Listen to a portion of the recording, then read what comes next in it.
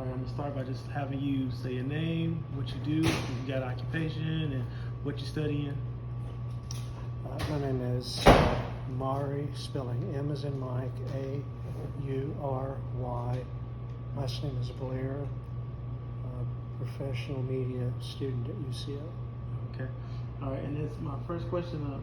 How often do you watch or read the news? Daily. Daily. And where do you watch or read the news? Like, where do you use TV, your phone, newspaper? I typically use either the phone or computer for internet to read AP News or CNN. And how would you define objective journalism? Well, I think objective journalism goes to the phrase the word objective is you've got to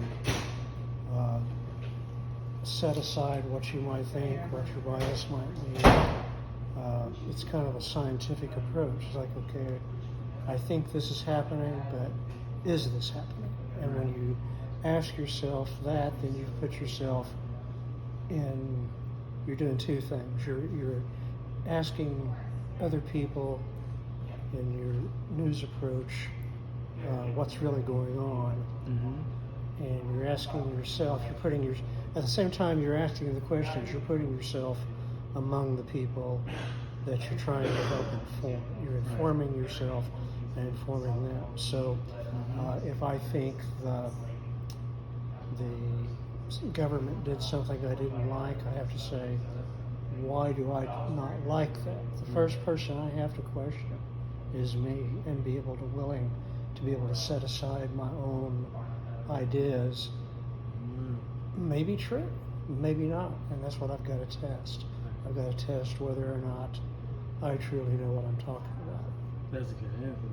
Thanks. And do you consider journalism important to U.S. democracy, and why? Essential.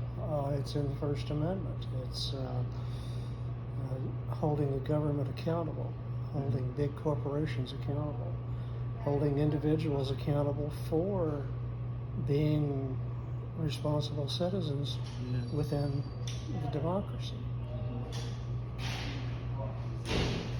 How do you define fake news?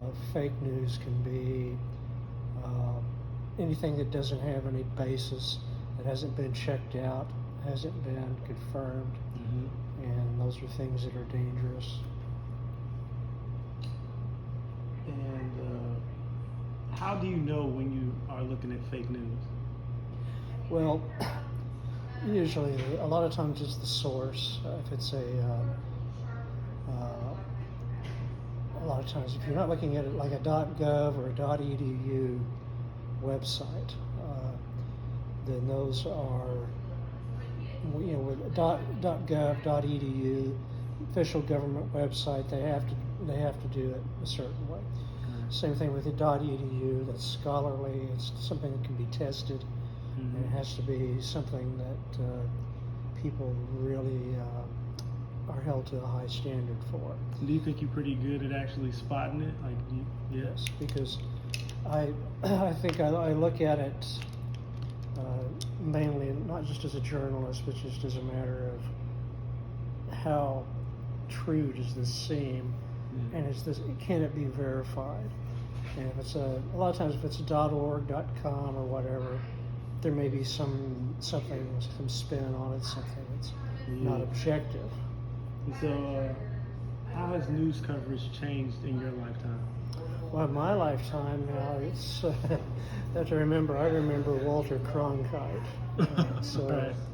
He would come on the news and talk about, he'd just say that's the way it is. And they would go through, and the stories were usually pre-recorded and certain things like that. And so a lot of times now, it's 24-hour news cycle. Walter Cronkite has kind of given way to people who may or may not be quite as objective, as professional as he was. And lastly, how could the news coverage be improved in the U.S.? Well, I think we stick to our founding principles, not just the national, like the Constitution and whatever, but in how we are functioning every day within that, getting as much balance in the story, understanding the story, getting to what's really going on, asking what's happened, what's the significance of it, what might happen next, who's this going to affect, what can be done about it, what is being done about it. I think it's important that we stick to that, and we go back to what I said at first, is set aside what I think might be going on, and then confirm whether it is or is not what's really going on. So we're going to start by you just saying your name, where you work at, and what year you are here. Okay, so my name is Lavonna Faison. I currently work at T-Mobile, and I graduate May of 2024. Okay. All right, so how often do you watch or read the news? I don't actually read the news as far as like in the newspaper or anything like that, but I scroll through social media and see news on there. Okay. And so where do you watch the news at? Like, how do you scroll? Mainly through my platforms that I mainly look and see news through would probably be Facebook and Twitter, but mainly Twitter.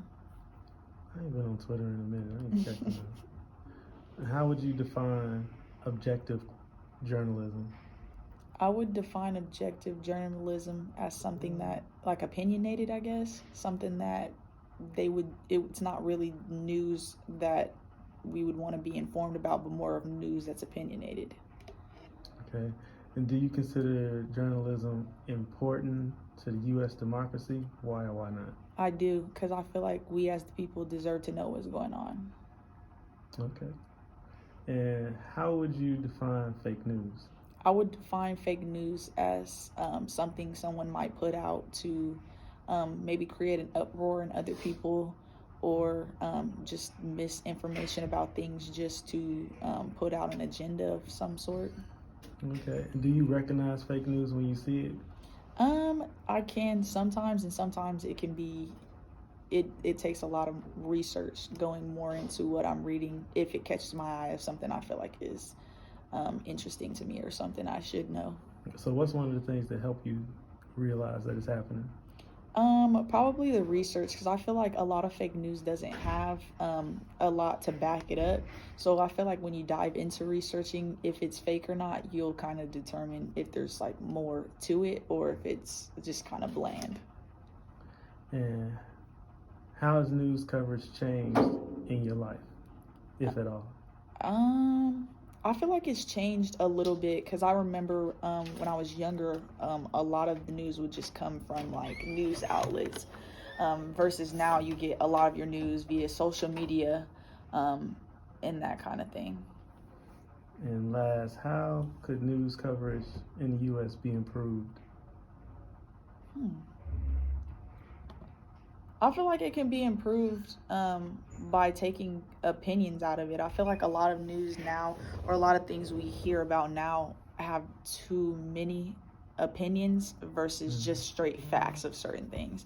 So again, instead of knowing what's actually going on, you're kind of just going from off someone's feelings or how they feel about what that news is. So I feel like it could be better as far as being put out. There you go. You heard it, folks.